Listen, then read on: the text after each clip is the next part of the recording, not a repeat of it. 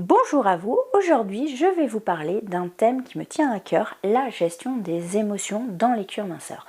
Il faut comprendre que la minceur, ce n'est pas forcément que de la technique et des connaissances. Quand vous avez une cliente qui vient, vous allez faire évidemment votre diagnostic, votre bilan, votre anamnèse, vous allez checker son mode de vie, vous allez définir les techniques les plus appropriées pour elle, le rythme des séances, le nombre de séances, tout ça est important.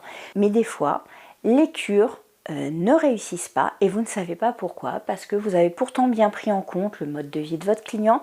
Pourquoi? Tout simplement parce qu'on ne prend pas en compte la gestion des émotions. Par exemple, sur le plus du millier de cures que j'ai faites en minceur, j'en ai eu 3 qui ont raté, que j'ai dû refaire. Pourquoi? Parce que j'avais mal quantifié le stress. Je me souviens d'une dame qui était à la limite du burn-out, qui avait des émotions très négative, elle était dans le négatif en permanence, elle ne voyait dans sa vie que les côtés difficiles, elle était en lutte permanente avec son employeur, elle n'avançait pas et elle générait énormément d'émotions négatives. Et du coup, ça a eu un impact sur la réussite de ma cure, tout simplement parce qu'en fait, de par ces émotions négatives, elle augmentait son niveau de cortisol dans son corps et ça bloquait tout le bon fonctionnement de son métabolisme. Donc ça, c'est un réel impact qu'on a tendance à négliger. On va avoir aussi les personnes qui se sentent en colère contre la société ou quelque chose qu'elles vivent. Et du coup, ça va aussi générer des blocages dans leur corps et ça va avoir une incidence sur vos cures minceurs. Or, la gestion des émotions est un vecteur important à prendre en compte, que ce soit pour les clientes qui vous demandent de la relaxation, du bien-être, traité en minceur, comme l'exemple que j'ai pris. Ce qu'il faut comprendre, c'est que nos centres d'esthétique sont vraiment le bon endroit pour développer aussi des prestations qui vont aider vos clientes, qui vont apporter des solutions par des questionnements de coaching, de neuroesthétique, afin de développer leur prise de conscience, pour les aider à modifier leur mode de vie, pour modifier leur vision, pour modifier aussi leur gestion des émotions.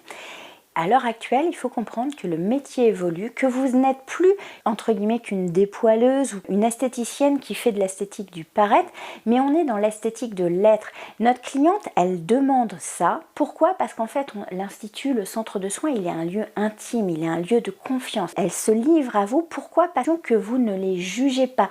Vous êtes dans l'accueil, l'écoute. Ça, c'est très bien.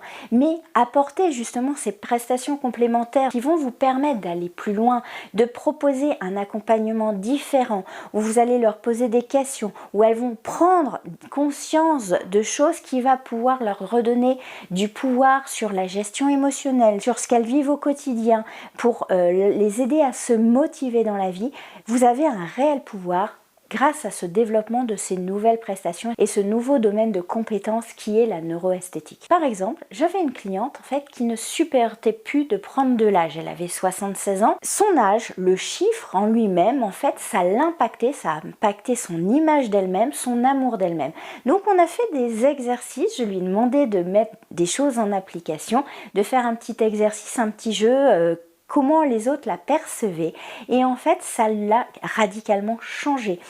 Elle est revenue toute guillerette en me disant mais c'est génial, on me donne 15 ans de moins. Elle avait retrouvé le sourire et elle a pris la décision à partir de cette année-là qu'elle ne fêterait plus son anniversaire, elle ne prendrait plus d'âge parce qu'elle ne faisait pas son âge et qu'elle ne voulait pas associer son bien-être personnel, son bien-être intérieur, l'amour qu'elle avait d'elle-même, à un chiffre qui la minait. Donc en fait, je lui ai amené, grâce à ces exercices de coaching, à avoir une vision différente d'elle-même et des gens qui la percevaient, donc son image d'elle-même, et du coup, ça a radicalement changé sa vie. Et d'ailleurs, à 82 ans, elle était encore sur Mythique Senior, donc comme quoi, ça a un réel impact pour vos clientes, cet accompagnement de neuroesthéticienne. Et en fait, évidemment, je parle d'elle jusqu'à 82 ans. Pourquoi? Parce que j'ai fermé mon institut quand elle avait 82 ans. Mais du coup, évidemment, je l'avais fidélisée. Évidemment, elle restait chez moi pour ses soins.